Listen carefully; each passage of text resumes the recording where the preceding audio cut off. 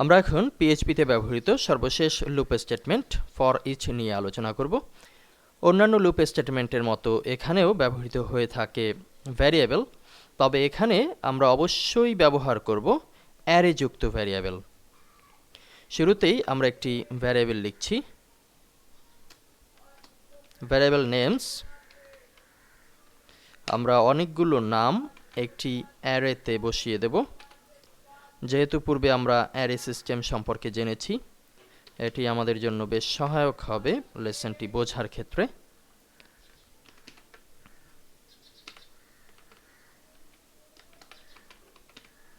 আমরা এখানে আপাতত 3টি নাম লিখছি।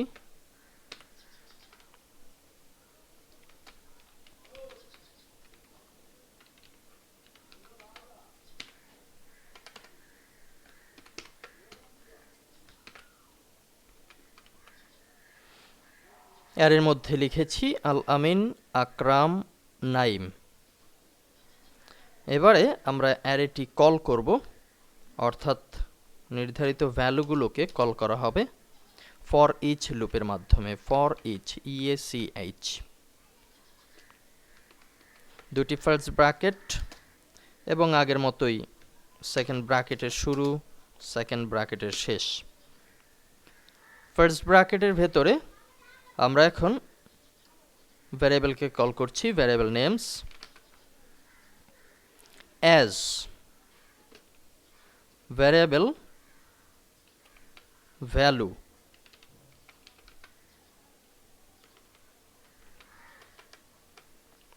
এখানে ভ্যালু বলতে অ্যারের ভেতরের প্রত্যেকটি ভ্যালুকে বোঝানো হয়েছে, এবং নেমস এই ভ্যারিয়েবলটি হচ্ছে মূল ভ্যারিয়েবল। মূল ভ্যারিয়েবলের ভেতর থেকে ভ্যারিয়েবল ভ্যালু প্রকাশিত হবে। আমরা এখানে সেটিই কিন্তু বোঝানোর চেষ্টা করেছি। এ পর্যায়ে ইকো করব।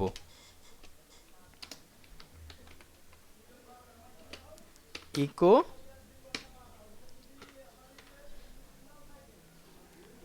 Variable value.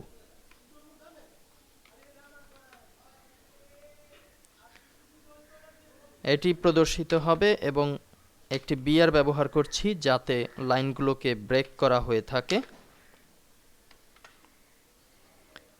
এখন আমরা যদি ফাইলটিকে সেভ করি, অলরেডি আমরা সেভ করেছি forEach.php নামে। আমরা এখন আমাদের লোকাল হোস্টের পিএইচপি গুরু এই ইউআরএলকে একটু রিলোড করছি। আমরা forEach.php নামে নতুন ফাইলটি পাচ্ছি। এখানে ক্লিক করলে আমাদের সামনে যে পেজটি আসলো সেখানে আমরা এজ ভ্যালু পাচ্ছি। আমরা সম্ভবত কোডিংয়ের ভেতরে কোনো ভুল করেছি। হ্যাঁ, আমরা এখানে ইকোর ভেতরে এজ ভ্যালু লিখেছি, আমাদেরকে লিখতে হবে ভ্যারিয়েবল ভ্যালু। আবার একটু সেভ করে রিলোড করছি। এখন আমাদের সামনে কিন্তু আল আমিন, আকরাম, নাইম তিনটি আলাদা আলাদা ভ্যালু বিআর দেওয়ার কারণে, যেহেতু আমরা এখানে বিআর অর্থাৎ লাইনের ব্রেক করেছিলাম, নিচে নিচে প্রদর্শিত হচ্ছে। আমরা যদি এখন কোডের ভিতরে আর একটু পরিবর্তন আনি, ধরুন আমরা আরও একটি ভ্যারিয়েবল ব্যবহার করব। শুরুর দিকে একটি ভ্যারিয়েবল নিচ্ছি, ভ্যারিয়েবল নাম ইকুয়াল টু একটি মান দিচ্ছি 1। এ পর্যায়ে আমরা যদি ইকোতে লিখে দেই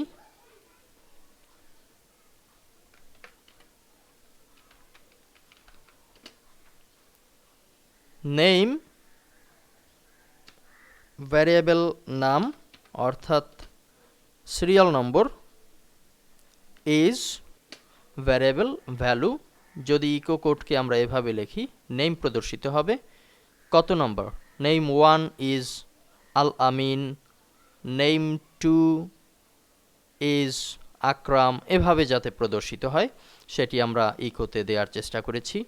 এই পর্যায়ে ফাইলটিকে সেভ করছি এবং ব্রাউজারকে রিলোড করছি। আমরা এখানে নেম 1 ইজ আল আমিন বারংবার নেম 1 দেখতে পাচ্ছি। এখানে আবারও যদি আমরা কোডের দিকে একটু লক্ষ্য করি, তাহলে আমরা এখানে বুঝতে পারছি যে আমরা যদি ভ্যারিয়েবল নামকে চলমান করতে চাই তাহলে অবশ্যই আমাদের একটি অপারেটর সিস্টেম ব্যবহার করতে হবে, আর সেটি হচ্ছে ভ্যারিয়েবল নাম প্লাস প্লাস। এ পর্যায়ে সেভ করে আমরা আবার একটু রিলোড করছি। এখানে একটি স্ট্রিং দেখতে পাচ্ছি, সিনট্যাক্স এরর, আনএক্সপেক্টেড ক্লোন পড়েছে। এখানে আমরা ক্লোনকে বন্ধ করে সেমিক্লোন ব্যবহার করব। Save, reload. এখন কিন্তু আমরা দেখতে পাচ্ছি name 1 is Al Amin, name 2 is Akram, name 3 is Naim. অর্থাৎ আমরা যে লুপ সিস্টেম ব্যবহার করেছি সেই লুপ কিন্তু বারংবার ঘটছে, অর্থাৎ আমাদের যে ইকো সেটি কিন্তু ভ্যালু এবং নাম্বারের ভিত্তিতে বারংবার পরিবর্তিত হচ্ছে। এবার যদি আগের মতো ভ্যারিয়েবল নেমসের সাথে বয়স যুক্ত করে দেই তাহলে সেটিও কিন্তু এখানে করে নিতে পারি। আমরা ভ্যারিয়েবল নেমসের অ্যারের ভেতরে আল আমিন, এখানে আমরা একটি বয়স লিখছি 30, আকরাম এখানে দিচ্ছি 25, নাইম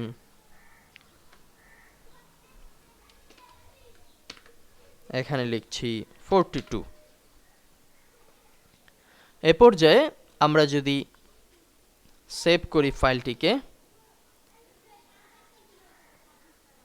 এবং রিলোড করলে আমরা এখানে দেখতে পাচ্ছি name 1 is 30, name 2 is 25, name 3 is 42। অর্থাৎ এই মুহূর্তে ভ্যালু হিসেবে, ভ্যারিয়েবল ভ্যালু যে আমরা ডিক্লেয়ার করেছি, ভ্যালু হিসেবে এখানে এজকে বোঝানো হচ্ছে। তাই নাম প্রকাশের জন্য আমরা এখানে অ্যাজ এর পরে আরেকটি ভ্যারিয়েবল অন্তর্ভুক্ত করব। আমরা লিখছি ভ্যারিয়েবল কি, কিংবা অন্য কিছু লিখে দিতে পারি। ভ্যারিয়েবল কি, পরবর্তীতে উপরে যে সাইন আমরা ব্যবহার করেছি ইকুয়াল কিংবা গ্রেটার দ্যান। এভাবে কোড করার অর্থ হচ্ছে আমরা ভ্যারিয়েবল নেম থেকে ভ্যারিয়েবল কি পাবো হচ্ছে প্রথমে যে নামগুলো আছে সেগুলো, পরবর্তীতে এই চিহ্নের পরে হচ্ছে ভ্যারিয়েবল ভ্যালু। আমরা যদি এখন ইকোর মাঝে এই ধরনের জিনিস তুলে দেই, অর্থাৎ এখানে নেম 1 ইজ আল আমিন, অর্থাৎ ভ্যারিয়েবল কি এখানে নাম জেনারেট হবে, অ্যান্ড